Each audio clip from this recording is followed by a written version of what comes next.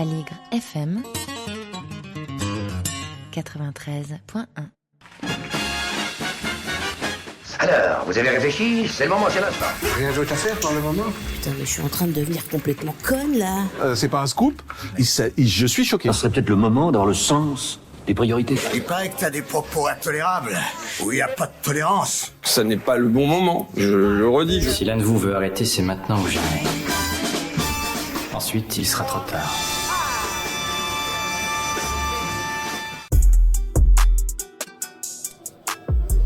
Et bonjour à toutes et à tous, bienvenue, vous êtes sur Aligre FM 93.10 en direct pour 2 heures d'émission de la grande mobilisation du secteur associatif. Ça ne tient plus, une émission à l'appel du mouvement associatif relayée par la Confédération nationale des radios associatives, réalisée par Aligre FM, Le Moment Média et la radio RGB à Cergy. On est ensemble pour aborder les enjeux de cette mobilisation avec celles et ceux qui font et qui analysent le tissu associatif. Je suis accompagné de William Buzy, bonjour.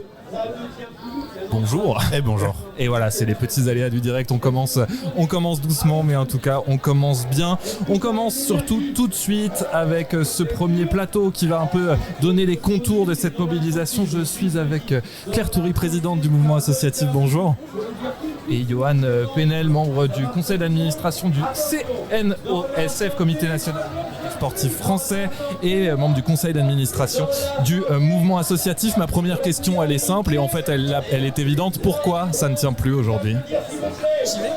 Ça ne tient plus parce que financièrement c'est extrêmement difficile, parce qu'il y a plusieurs faisceaux, il y a plusieurs facteurs qui expliquent ça. Il y a une baisse structurelle des subventions depuis une vingtaine d'années maintenant. Il y a 3 ans, on a connu une crise inflationniste extrêmement difficile qui fait que les charges ont augmenté et qui fait que beaucoup de personnes se sont retrouvées dans une situation de fragilité financière. Et puis plus récemment, il y a une crise budgétaire qui fait qu'en plus d'avoir des charges qui augmentent, vous avez des revenus et des ressources qui diminuent. Donc si je résume, moins de moyens et plus de besoins. Et donc à un moment, même avec la meilleure volonté du monde, on ne peut pas répondre à tout. Et on se retrouve dans une situation d'extrême tension qui fait que ça ne tient plus. C'est ça aussi qu'on est ensemble place Stalingrad aujourd'hui avec une belle mobilisation, avec du monde. Alors on entend la batucada autour qui fait office de transition entre les plateaux. Les aléas du direct, effectivement. Peut-être un mot pour dire voilà, cette mobilisation elle a été déplacée, on le sait, place Stalingrad, etc. Aujourd'hui, ça part d'un constat, effectivement. En chiffres, aujourd'hui, ça représente quoi ? Ça ne tient plus. Les chiffres des associations, c'est 1,4 million d'associations en France, 20 millions de bénévoles, c'est 2 millions de salariés, 70 000 associations qui se créent chaque année. Ça, c'est le contexte, ça, c'est ce qui donne de l'espoir. Et ce qui en donne moins, c'est qu'il y a 5% des associations employeuses qui n'ont pas de trésorerie à date. Donc on estime à 90 000 le nombre d'emplois menacés avant cette rentrée 2025-2026. C'est des associations qui ont vu leurs subventions être considérablement diminuées et 20% d'entre elles qui ont vu leurs subventions être supprimées, des associations employeuses qui nous déclarent ça. Donc concrètement, ça veut dire des activités qui baissent et ça veut dire des emplois qui ne sont pas renouvelés ou des personnes en situation de perdre leur emploi. C'est aussi un moment pour interpeller, pour dire il y a beaucoup de personnalités politiques qui sont présentes aujourd'hui. C'est interpeller les pouvoirs publics pour dire on a besoin de vous aussi. C'est plus large que ça. Interpeller les pouvoirs publics, on le fait depuis longtemps, donc c'est très bien de poursuivre et de continuer à le faire, mais c'est surtout interpeller les citoyennes et les citoyens. C'est dire qu'il y a certes 1,4 million d'associations, mais il y a 67 millions de bénéficiaires de l'action associative, et donc 67 millions de bénéficiaires de l'action associative, ça veut dire que toutes les Françaises, tous les Français, à un moment ou à un autre de leur vie, sont confrontés à une association, la rencontrent, la croisent, et donc forcément ça concerne tout le monde, ça concerne la vie quotidienne des gens, ça concerne des moments qui peuvent être difficiles dans vos vies, mais c'est aussi des moments de joie, des moments positifs, collectifs, de vivre ensemble, et on a absolument besoin de ça. Donc le message, il est pour les citoyens, il est pour les associations elles-mêmes, pour leur dire qu'elles ne sont pas seules, on n'est pas seuls dans la période qu'on traverse, on est nombreux, on est mobilisés, on est beaucoup plus puissants qu'on ne le croit, et il est grand temps qu'on le dise, et il est grand temps qu'on en prenne conscience. Et puis oui, il est pour les pouvoirs publics enfin, pour leur dire que dans la crise démocratique qu'on traverse et la crise politique qu'on traverse, ce serait quand même vraiment dommage de sacrifier les associations, parce que c'est sans doute la réponse à la crise qu'on est en train de vivre. Johan Penel, je me tourne vers vous aussi. Vous êtes membre du Comité national olympique et sportif français. C'est aussi dire un mot sur le sport, les associations sportives, parce que c'est aussi une grande porte d'entrée pour plein de citoyens qui se tournent vers les associations. Aujourd'hui, sont confrontés à ces mêmes baisses de financement. Ah bah totalement. Il y a un sondage qui a été fait par les élus au sport dans les collectivités territoriales. Plus d'une collectivité sur deux a décidé de réduire ou supprimer son budget de soutien aux associations sportives. Donc ce qu'il faut bien comprendre, c'est qu'un budget, c'est la traduction d'un projet de société. Et là, ce budget-là, avec les baisses qui sont pour l'instant portées, ça veut dire qu'on va abandonner les plus précaires. Et c'est un choix qu'il faut qu'ils assument et qu'ils annoncent.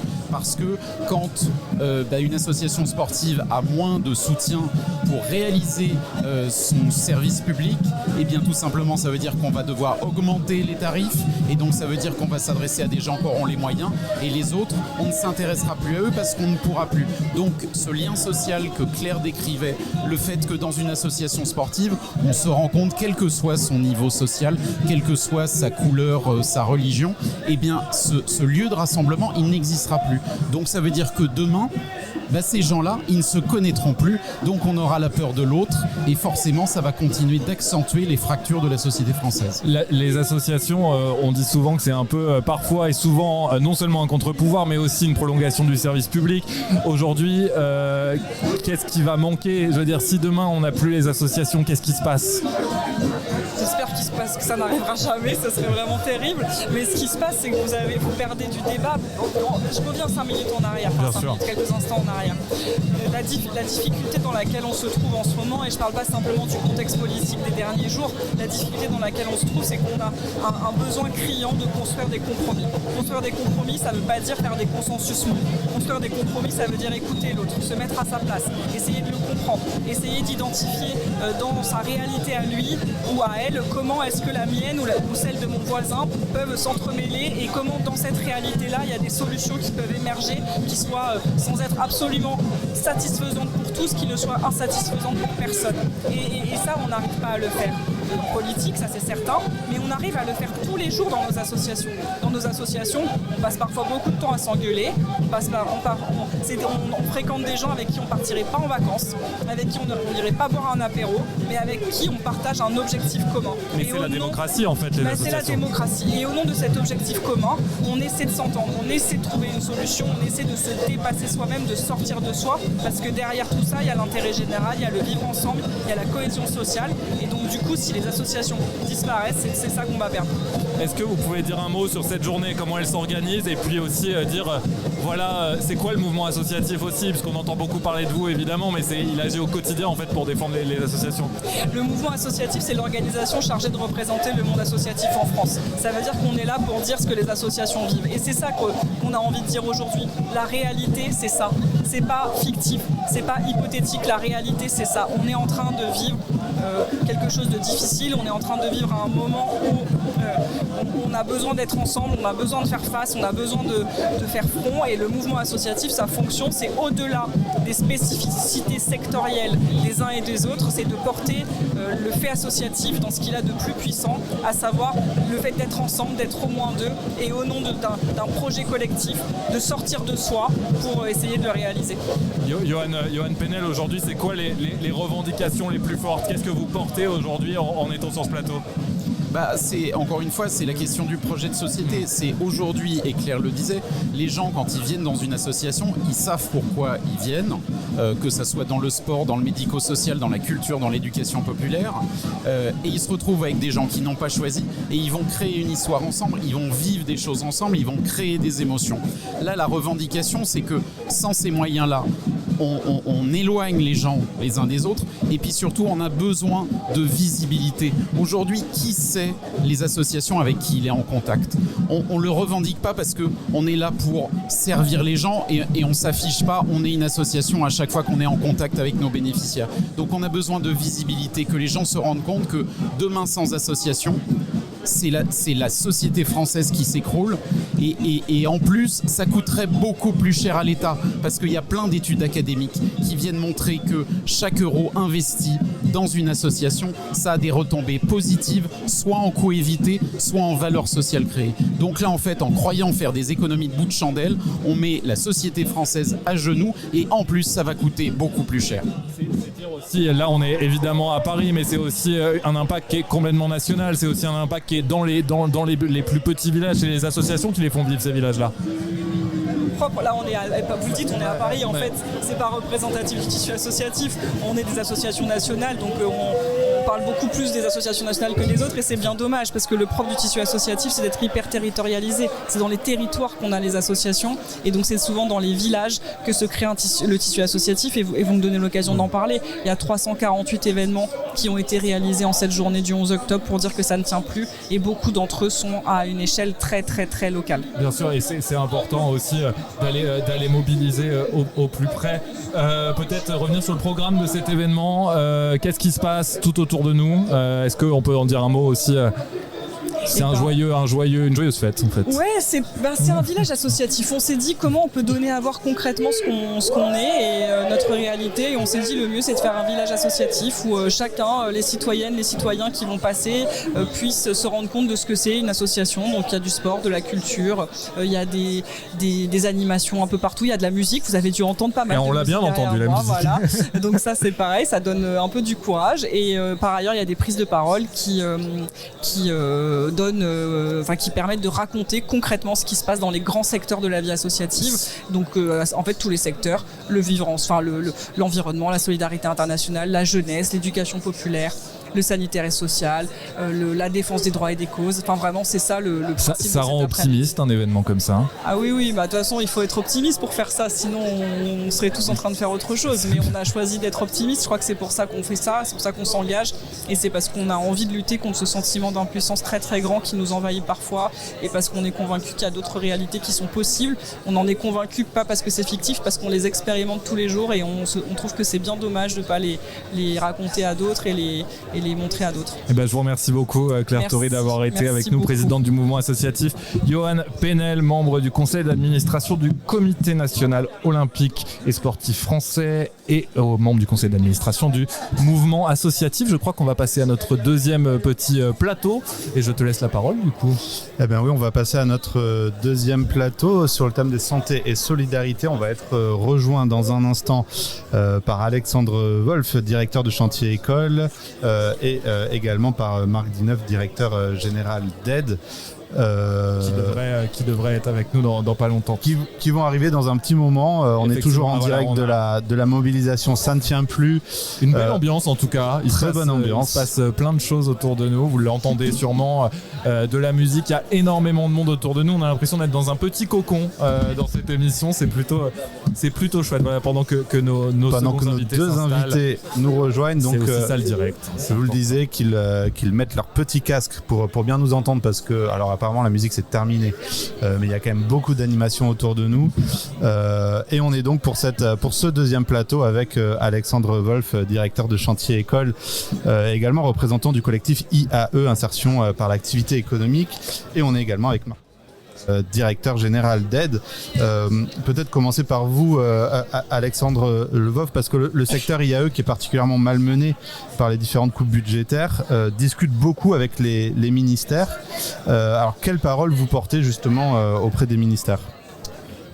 Bonjour et merci de nous accueillir et merci au mouvement associatif. Alors on discute plus trop en ce moment avec les ministères, mais comme tout le monde.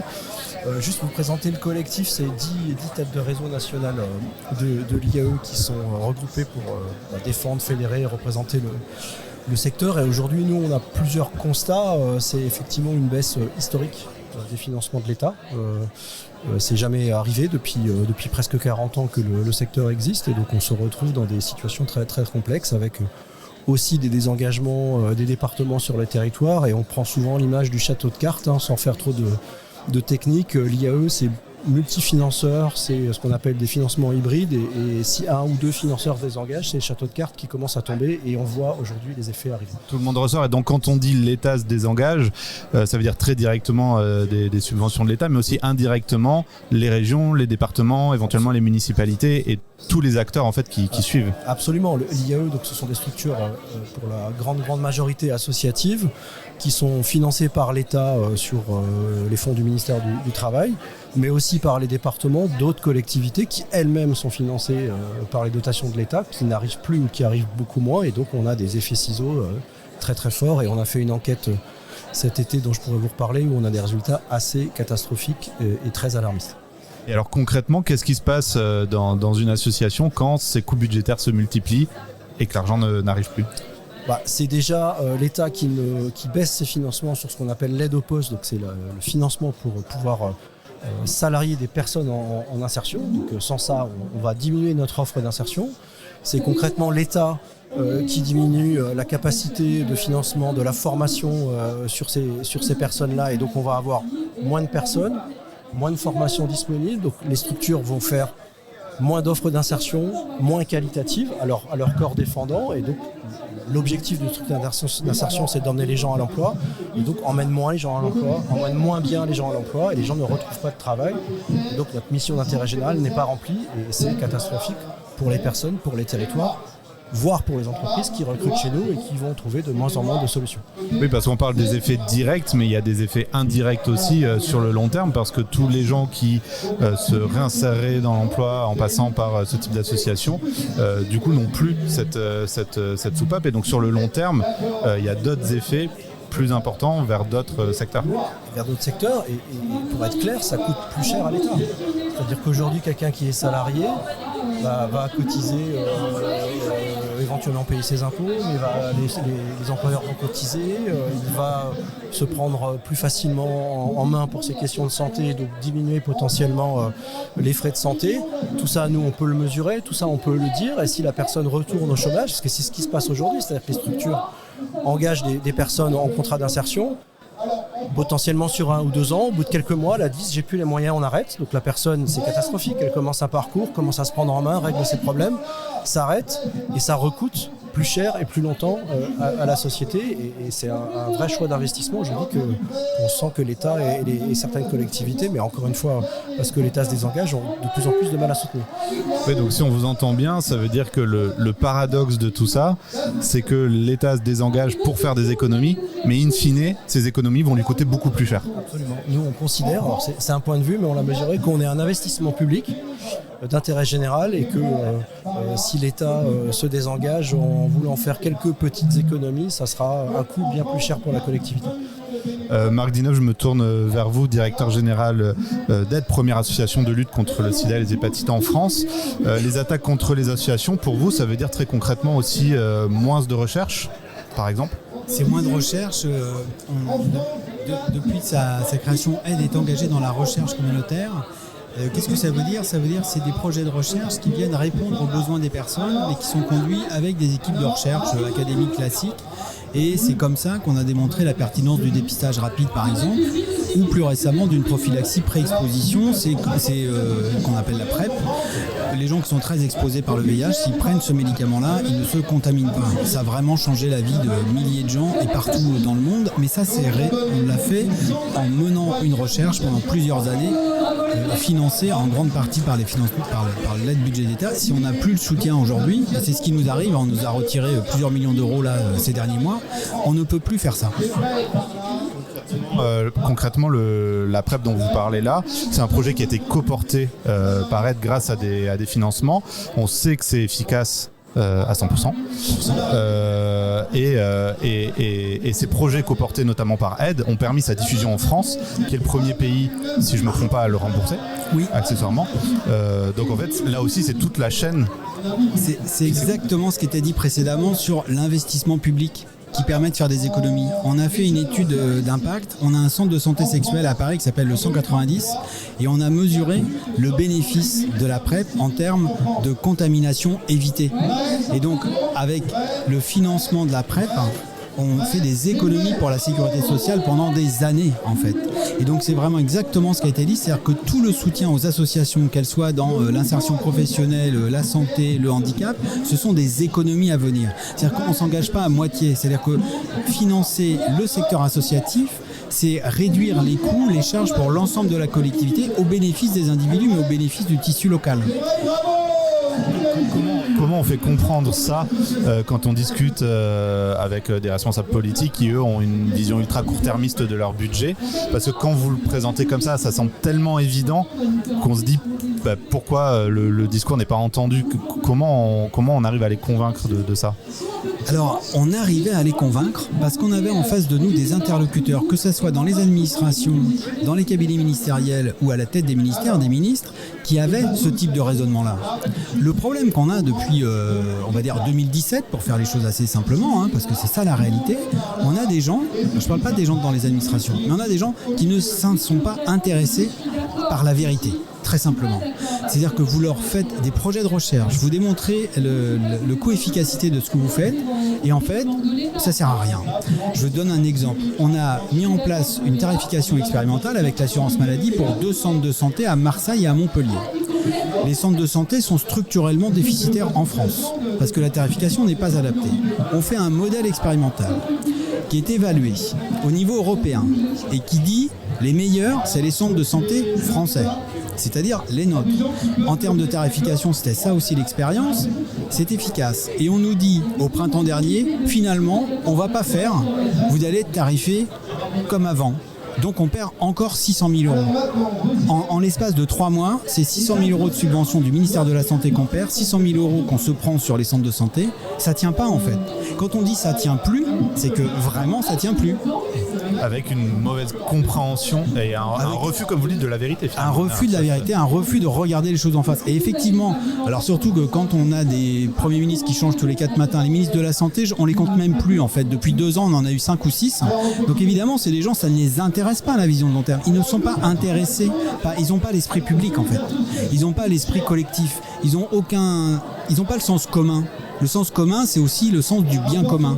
Ils n'ont pas ça. Ça ne les intéresse pas de mettre en place une politique de santé dont ils ne vont pas tirer les bénéfices immédiatement pour les prochaines législatives ou pour leur prochain marocain ministériel. C'est ça le problème. C'est qu'on a un personnel politique en France qui n'est pas intéressé par la vie commune en fait. Je vous voyais réagir, Alexandre Wolf, à ces propos-là. Je peux être d'accord avec Marc. On va bien s'entendre, mais je voulais aussi réagir sur ce que tu disais. Il y a aussi une vision de... Nous, en tout cas, on estime que aujourd'hui, pour ce qui concerne l'IAE, l'évaluation n'est pas la bonne. C'est-à-dire qu'évidemment que notre travail, c'est d'emmener des gens à l'emploi durable. Mais on prend des gens qui sont très très éloignés de l'emploi. Par exemple, on peut avoir des gens qui sont au chômage depuis 5 ans, qui sont très peu qualifiés, qui ont très peu travaillé. Dans des bassins territoriaux où il n'y a pas beaucoup d'emplois, c'est assez compliqué de les emmener à l'emploi. Et donc l'État aujourd'hui a une politique assez libérale, pardon de le dire, mais qui va mesurer ce qu'on appelle les emplois durables. Donc les gens qui sont en CDI ou en CDI de plus de 6 mois. Nous, on demande à corps et à cri en disant mesurons aussi les effets sur la santé, sur le parcours judiciaire, par des gens qui sortent de prison, des gens qui ont des parcours aussi d'endettement, et tout ça, on ne sait pas, on ne veut pas le mesurer. Donc tant qu'on nous dira faites du chiffre et que du chiffre, on n'évaluera pas la même chose et on continuera à nous baisser le financement, en tout cas dans la situation actuelle.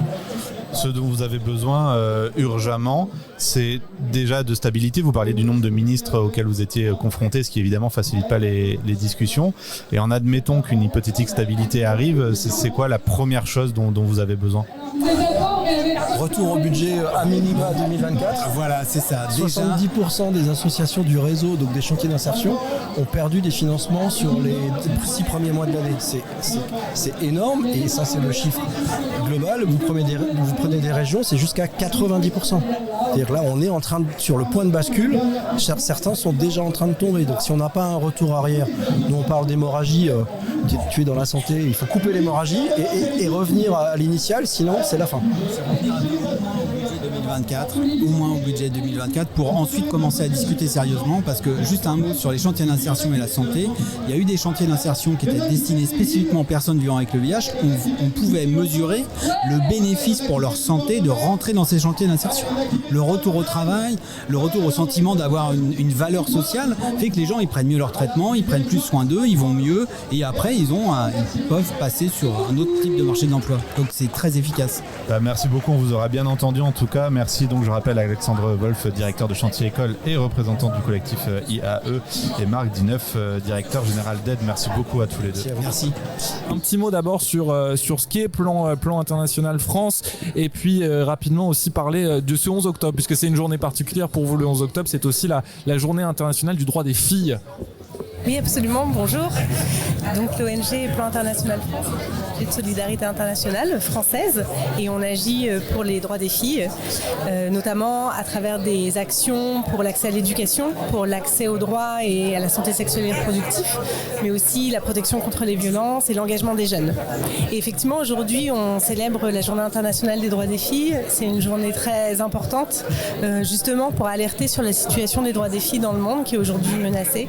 Et c'est l'occasion aussi de dire à quel point l'aide publique au développement est indispensable pour la réalisation des droits des filles. Aujourd'hui, elles sont menacées à cause des baisses massives de subventions à travers le monde. Alors justement, Plan International, c'est une association, une ONG d'ailleurs qui a contribué à rédiger la Convention internationale des droits de l'enfant. Les droits de l'enfant, c'est un grand sujet, c'est un très vaste sujet où on débat encore même en France. En fait, c'est pas du tout gagné, même en France.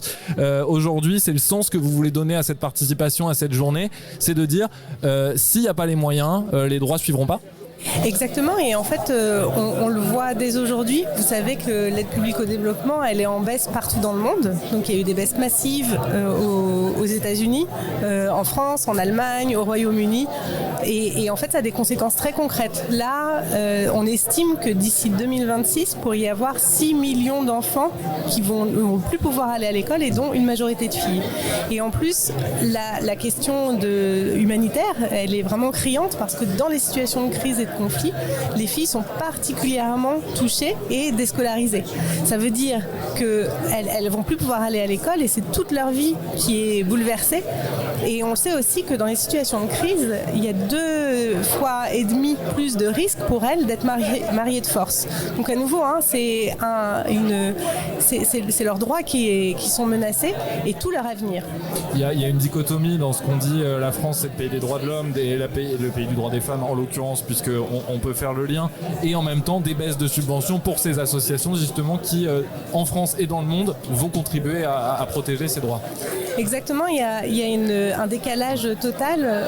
La France est engagée sur une diplomatie féministe, donc est très porteur de ces messages d'égalité des droits, mais malheureusement les subventions ne suivent pas.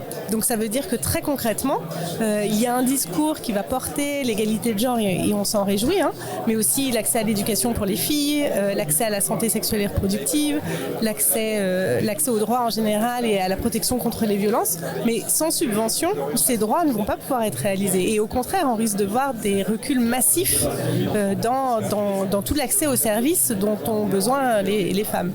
Ça se matérialise comment chez Plan International France aujourd'hui, ces baisses de subventions? Qu'est-ce qu'on ne pourra plus faire?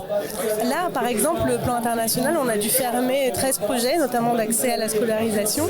Et on le sait, l'école, c'est le rempart contre les mariages forcés. Donc il y a des conséquences très très concrètes et qui nous inquiètent énormément. On voit l'accroissement des crises humanitaires, et aujourd'hui on est face à une incertitude totale quant aux subventions, et on ne sait pas comment on va pouvoir répondre aux crises qui sont grandissantes. Aujourd'hui, il y a 300 millions de personnes qui dépendent de l'aide humanitaire. Et sans visibilité sur les budgets disponibles, on ne sait pas comment on va pouvoir y répondre. Je vous remercie beaucoup, Lucie Lucide aussi d'avoir été avec nous, directrice des programmes et des partenariats stratégiques de Plan International France. Je me tourne vers vous maintenant, Chloé Libourreau, vous êtes la présidente du RESES. RESES, ça veut dire Réseau étudiant pour une société écologique et solidaire. Pareil, je vais vous laisser un petit peu développer sur ce qu'est le RESES.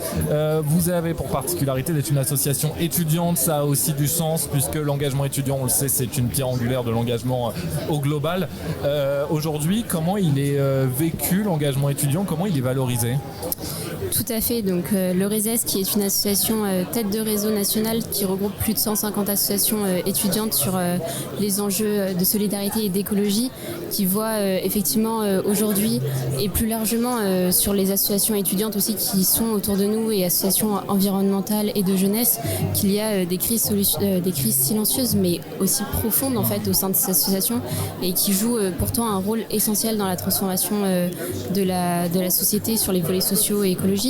On a parlé juste avant d'humanitaire. On voit qu'au niveau de l'engagement, d'après le dernier baromètre par exemple de la GEPVA qui a été réalisé, l'action humanitaire, l'aide au développement mais aussi l'environnement, ce sont des secteurs sur lesquels les jeunes s'engagent chacun pour plus de 20% dans ces secteurs-là. Et donc on voit que c'est vraiment des grands enjeux de notre société actuelle et l'engagement constitue en fait un levier fondamental pour sensibiliser et mobiliser les jeunesses. Dans notre dernière consultation nationale étudiante qu'on a réalisée en 2023, on voit qu'il y a plus de 74% des étudiants qui considèrent la mobilisation citoyenne comme une réponse efficace sur la lutte contre le changement climatique. Donc c'est vraiment un levier fondamental et pourtant on voit que dans les freins à l'engagement, il y a évidemment les enjeux de financement.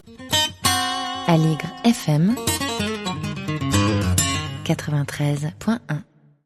Bien sûr, et il y a des enjeux de financement évidemment, puisqu'on parle des assos étudiantes, il y a effectivement tous les financements qui sont faits par les facs, mais il n'y a pas que ça, puisqu'il y a aussi tous ces enjeux d'engagement de différents ministères, de différentes collectivités aussi, et il y a aussi des freins personnels souvent à l'engagement des étudiants. Tout à fait, il y a des freins, déjà le premier frein qui ressort de cette consultation nationale étudiante, c'est bien sûr le frein lié à l'argent et au manque de moyens pour investir du temps en fait dans l'engagement étudiant. On voit aussi que le second frein, c'est le manque de temps, tout simplement. Donc c'est aussi là que c'est nécessaire d'avoir des aménagements des emplois du temps via des crédits USTS, des unités d'enseignement, etc. Et en fait, on voit si au-delà de la question du budget, vraiment du financement des associations étudiantes, on voit que c'est surtout le sujet de la lisibilité qui en fait est vraiment un problème. Si c'est pas toujours facile pour des grosses structures qui ont les capacités RH ou autres d'aller chercher des financements, on voit que pour des associations étudiantes et jeunes, en fait c'est encore plus difficile de savoir. Moins de salariés quand il y en a, déjà quand on a la chance d'en avoir, mais quand il n'y en a pas, c'est encore plus compliqué. De savoir où aller chercher des financements, quels sont les dispositifs existants, etc. C'est vraiment une difficulté supplémentaire. Et aussi les conditions de financement pour que les associations puissent accéder à ces financements sont souvent très peu visibilisés. Et une fois qu'il y a ces financements-là, ils sont flous, il y a des critères opaques, il y a aussi des barrières à l'entrée qui sont trop élevées. Et du coup, c'est ces sujets qui font que par la réalité de nos réseaux, on a des remontées qui nous disent que les associations manquent de financement, qu'il y a des projets qui s'arrêtent à cause de ce manque de financement, y compris en cours de route. Donc c'est vraiment un frein lié à l'engagement des jeunes et aussi qui montre actuellement des limites puisqu'on voit des associations qui tout simplement ne peuvent plus continuer à survivre dans ces conditions. Oui, il y a des grosses têtes aussi, des associations qui étaient des têtes de réseau qui ont déposé le bilan pour certaines. Un petit mot sur les solutions. Est-ce qu'il y a des solutions que vous envisagez, que vous pouvez proposer ou des choses qui peuvent être, qui peuvent faire avancer les choses? En effet, on voit qu'au-delà du manque de financement direct, il y a vraiment un enjeu au-delà de lisibilité pour les associations et notamment pour les associations qui accompagnent les associations locales. Les associations, quand on passe une certaine échelle ou au niveau de la structure RH, il y a un peu une limite critique qui montre que ces associations-là ont de plus en plus de mal à se faire financer et aussi au-delà des baisses de subventions, même si on remercie bien sûr nos partenaires publics et privés qui nous soutiennent et qui nous font confiance, ça c'est vraiment important de le dire. On voit que actuellement, très concrètement, ce sont des financements sous réserve de budget ministériel, ce sont des aides sans visibilité pluriannuelle, mais ce sont aussi des retards de versement. Il y a certaines subventions, on ne les a pas encore touchées alors qu'on est en octobre, et pour autant c'est des projets qu'on a déjà lancés depuis le début de l'année. Donc concrètement, pour faire face à ça, il y a plusieurs choses. On peut revaloriser les financements publics et garantir leur versement dans des délais raisonnables, mais aussi visibiliser ces délais pour qu'on sache quand les financements vont tomber. On va aussi avoir le fait de reconnaître le rôle des associations dans les politiques publiques et le rôle fondamental qu'elles jouent, mais aussi simplifier les démarches administratives, rendre accessibles ces démarches-là pour les associations et notamment les associations plus petites, étudiantes et de jeunesse, et enfin reconnaître l'engagement étudiant qui est vraiment fondamental. Vous êtes optimiste quand même sur la suite, rapidement? Tout à fait. On pense que c'est vraiment important de rester optimiste et que même si aujourd'hui dans les conditions où on est actuellement, en fait ça ne tient plus tout simplement parce que on a plus la marge de manœuvre, la lisibilité et la reconnaissance qui est nécessaire à poursuivre ces engagements-là. C'est pour ça qu'on est là aujourd'hui et on pense que ça peut changer si tout le monde s'investit sur ça et qu'il y a encore de quoi agir sur ces sujets-là pour les faire évoluer, mais il y a besoin vraiment aujourd'hui d'entendre ce message pour qu'on puisse continuer à faire évoluer notre société vers un idéal un peu plus écologique et solidaire. Je vous remercie beaucoup Chloé Liboureau d'avoir été avec nous, présidente du RESES, Réseau étudiant pour une société écologique et solidaire. La Batucada est de retour en tout cas sur Aligre FM, vous l'entendez sans doute. On va passer à notre second plateau, je crois, William. Qu'est-ce qu'on en dit? Complètement, on va enchaîner avec le plateau sport et loisirs. On est toujours en direct de la mobilisation Ça ne tient plus, grande émission spéciale avec le moment radio RGB, Aligre FM. Jusqu'à 17h on est ensemble, l'occasion de faire entendre un petit peu les témoignages et les appels de celles et ceux qui font tenir le tissu associatif. 2 heures dans ce studio éphémère installé en plein milieu de la place de la bataille de Stalingrad. Une place très très vivante avec beaucoup de bruit et d'animation autour de nous. Des voix vont se succéder donc à nos micros, et maintenant celle d'Antonio Fonseca, coprésident de la FSGT, et celle de Lou Clessen-Fabrice, président et fondateur de Transpire. Merci à tous les deux de nous avoir rejoints. Peut-être commencer avec vous, Antonio Fonseca, avec cette association, la FSGT, grande association qui a plus de 90 ans maintenant. Et tiens, je voulais vous poser cette question, puisque l'année dernière on avait les Jeux Olympiques et on attendait un grand héritage pour le milieu associatif sportif, et j'ai l'impression qu'on déchante un peu maintenant. Disons que 2024 a été l'année du sport grande cause nationale, avec une promesse d'héritage, et la réalité c'est qu'en fait on a eu un déshéritage. Tout de suite après les Jeux, les associations, les fédérations ont eu des baisses budgétaires très importantes. Dans le sport, il y a eu une coupe de 18%, et au cours d'année, il y a eu encore 50%. Ce qui a conduit, par exemple, il existe un dispositif d'aide à l'adhésion au club qui s'appelle Passeport, et qui touche essentiellement les personnes de milieux défavorisés, les enfants et les jeunes. Cette année, il y a eu une réduction de 40 millions pour ce dispositif-là, et la conséquence, c'est que les enfants de 6 à 13 ans ont été exclus de ce dispositif complètement, et donc en résultat, c'est 80% des jeunes qui bénéficiaient de ce dispositif n'ont plus la possibilité de l'avoir. Autre élément qui vous inquiète aussi beaucoup, c'est le contrat d'engagement républicain qui inquiète un petit peu, notamment au niveau des libertés des associations. La question de la liberté associative, c'est une question essentielle. Et alors, le contrat d'engagement républicain antecède les Jeux Olympiques, c'est avant les Jeux Olympiques. Mais ce qui est évident, c'est qu'avec l'arrivée de ce contrat d'engagement républicain, en fait, le système associatif, il repose sur la confiance. Et donc, l'a priori, avant, c'était d'abord on fait confiance. On fait confiance aux personnes qui sont dans les associations, on fait confiance aux projets associatifs, et avec le contrat d'engagement gouvernement républicain, il y a d'abord un système de défiance. C'est-à-dire il faut montrer patte blanche auprès des autorités administratives, notamment le ministère de l'Intérieur, comme quoi on n'est pas, je dirais, anti-républicain. Et donc ça change toute la relation qu'on peut avoir dans la vie associative. Et en plus, nous, fédération, l'État nous impose de contrôler et d'informer les préfectures que les associations signent bien ce contrat d'engagement républicain. De plus, et ce qui est scandaleux, c'est que les fédérations, si elles ne font pas ça, elles n'ont plus leur agrément. Donc c'est vraiment on est dans une situation où chaque jour, le grand public ne le sait pas, mais ceux qui sont sur le terrain le savent, les libertés publiques, les libertés associatives sont grignotées jour après jour. On est également, je me tourne vers vous, Luc Lesson-Fabrice, président et fondateur de Transpire, une association sportive à destination des personnes transgenres, non-binaires, intersexes et aussi leurs alliés. Vous concrètement, pourquoi ça tient plus ? Qu'est-ce que les baisses de subventions, qu'est-ce que ça implique pour votre activité au quotidien ? Nous en fait, on est une asso vachement jeune, donc là on va avoir à peine 4 ans en avril prochain. Et c'est vrai que nous, le principal problème qu'on a rencontré pour le moment, c'était surtout d'accéder aux demandes en fait. Il n'y a pas vraiment d'élu qui nous a expliqué comment faire ou qui nous a montré un peu la marche à suivre. Donc la principale contrainte qu'on a eue pour le moment, c'est plutôt dans même l'accès aux demandes. Et je sais qu'il y a un moment, on avait discuté avec du coup une personne de la mairie pour demander justement des subventions. Et on nous avait dit que notre dossier était entre guillemets compliqué parce qu'on entrait à la fois pour les personnes LGBT et à la fois dans le sport. Et du coup, ils ne savaient pas vraiment sur quelle pile nous poser. C'est vrai que ça a posé un peu de questions, quoi.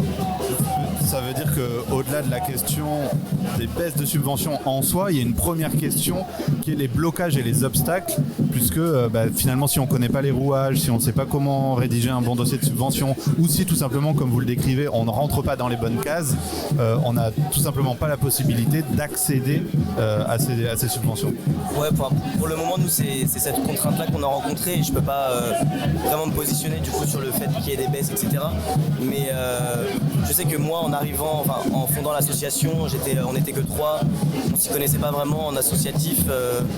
C'est vrai que moi, d'emblée, j'ai pas su comment faire un dossier, je savais pas faire un budget, je savais pas rédiger ce qu'il fallait. Enfin, c'est un peu le premier truc qu'on a rencontré, quoi. Et malgré tout, vous avez quand même commencé à mener des actions et notamment organisé la première course caritative en soutien aux personnes transgenres à Paris. Vous avez appelé la course euphorique. Racontez-nous un peu ça. Du coup, c'est un événement qu'on a organisé pour la première fois en 2022 et on l'a organisé la 2e édition là en juin 2025. Et du coup, c'est une course caritative donc, pour soutenir les personnes trans, parce que du coup, il n'y avait jamais eu de course caritative comme ça. Et l'idée, c'était vraiment que tout le monde puisse venir, pas forcément que des personnes trans, donc tout le monde pouvait venir pour soutenir l'association. Et c'est vrai que c'est un événement qui a ramené quand même pas mal de monde et qui, au-delà de la dimension de l'argent qu'on a pu collecter, ça montre aussi aux personnes trans qu'il y a plein de personnes non trans qui les soutiennent et qui sont là pour elles, quoi. Antonio Fonseca, je me retourne vers vous. Vous aujourd'hui, pour cette mobilisation, qu'est-ce que vous revendiquez ? C'est quoi les demandes les plus urgentes pour vous ? Les plus urgentes, d'abord il y a la question budgétaire. Les associations ont besoin de soutien et notamment soutien financier pour pouvoir répondre aux besoins qu'on a sur les territoires. Parce qu'il faut savoir que le jour où il n'y aura plus d'associations, il y aura des déserts de citoyenneté sur les territoires. Donc les associations sont essentielles pour qu'il y ait du lien social dans les territoires, notamment des territoires ruraux où il n'y a plus de services publics.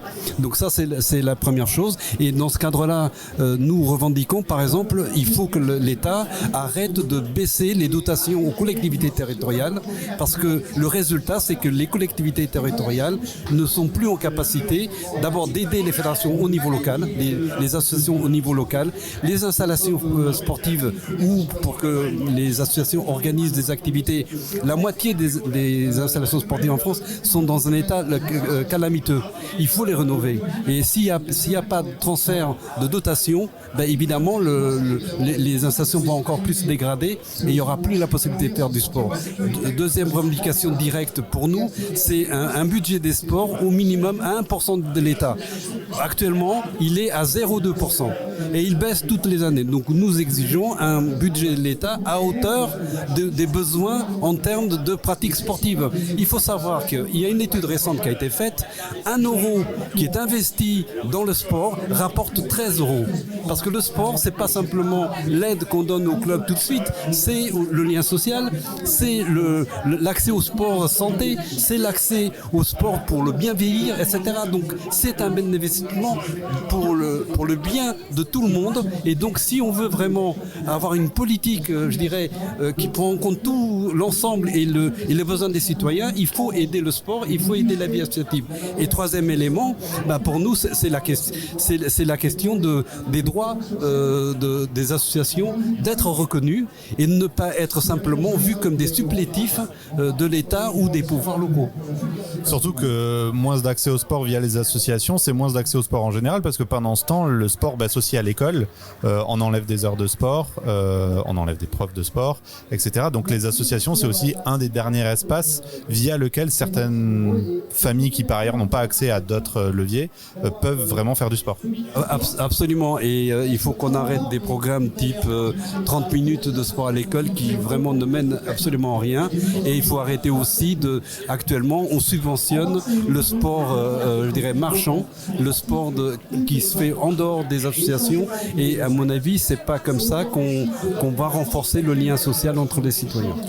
Lou Claesen-Fabrice, Antonio Fonseca parlait tout à l'heure du sport aussi, pas juste comme faire du sport, mais comme espace de lien social. J'imagine que c'est quelque chose aussi dans lequel vous vous reconnaissez.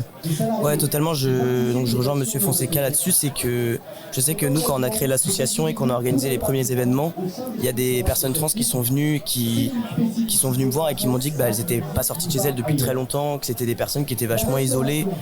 Elles venaient pas forcément pour faire du sport, mais aussi pour rencontrer d'autres personnes trans et pour se sentir dans un espace où elles se sentiraient bien, où elles se sentiraient pas jugées. Et c'est des personnes qui ont aussi du mal à aller dans des clubs de sport classiques, parce que il y a toujours la question des vestiaires, il y a la question de est-ce que je vais me faire accepter, est-ce que je vais pas me faire juger. Et donc c'est vrai que l'association, elle a vocation à faire du sport, mais c'est surtout un espace pour que les personnes trans, non-binaires et intersexes se sentent mieux. Et c'est pour ça qu'on essaie de développer d'autres activités. On est même en train de réfléchir à comment améliorer l'accès à la santé pour les personnes trans. Donc on aimerait bien donner des formations aux étudiants et aux étudiantes en santé, parce que c'est aussi, comme vous disiez, le sport et la santé sont liés. Et nous, la santé, ça nous touche particulièrement, vu qu'on a quand même des parcours très médicalisés. Je pense que c'est important de faire en sorte que ces espaces puissent exister et qu'on puisse accueillir les gens, quoi. Très bien, je vous remercie à tous les deux. Merci Antonio Fonseca, donc je rappelle co-président de la FSGT, et merci Lou Claesen-Fabrice, président et fondateur de Transpire. Merci à tous les deux d'avoir passé ce petit moment avec nous et d'avoir fait passer votre message à nos micros. Et merci beaucoup William Buzier. On va marquer une petite pause musicale. On se retrouve dans quelques instants évidemment sur Aligre en direct de la place Stalingrad pour ce mouvement associatif. Ça ne tient plus. On se retrouve dans quelques instants.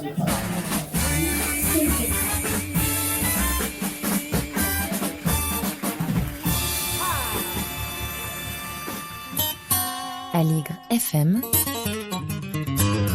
93.1.